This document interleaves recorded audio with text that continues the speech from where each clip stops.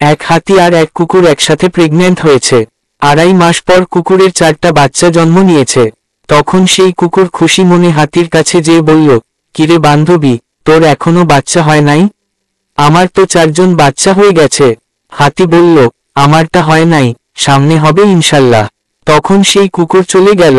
3 মাস পর আবার এসে হাতিকে বলল, বান্ধবী, আমার তো আবার 4টা বাচ্চা জন্ম নিয়েছে।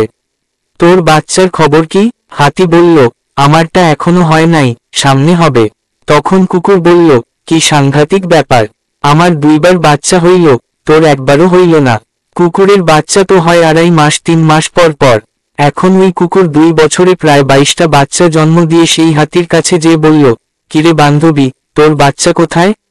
হাতি বলল, এখনো হয় নাই, সামনে হবে। তখন সেই কুকুর রাগান্বিত কণ্ঠে বলে উঠল, আরে রাখো, তোর সামনে হবে, সামনে হবে। আমার আজ তো 2টা ফুটবল খেলার টিম হয়ে গেছে, আর তোর এখনো একটাই হয় না? আমাকে সত্যি করে বলতো, তুই কি আসলেও প্রেগন্যান্ট? তখন সেই হাতি কুকুরকে বলল, বান্ধবী শোনো, আমার পেট থেকে যেটা বের হবে সেটা কুত্তা না, সেটা হাতি। সে যখন দুনিয়াতে ভূমিষ্ঠ হবে, তখন এই পৃথিবীর হাওয়া বাতাস সবকিছু তাকে অনুভব করবে। সে যখন বনের মধ্য দিয়ে হেঁটে যাবে, বন থরথর করে কেঁপে উঠবে। সে যখন রাস্তা পার হবে, রাস্তার যানবাহন সব থেমে যাবে। সে ফালতু কুত্তার মতো হাড্ডি খাওয়ার জন্য ঘেউ ঘেউ করবে না।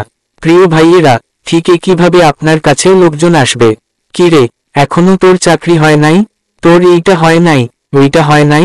আমার তো হয়ে গেছে।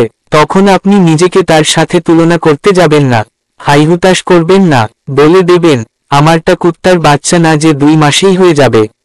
আমারটা হাতির বাচ্চা, হইতে একটু সময় লাগবে, ওয়েট কর, সামনে দেখতে পাবি।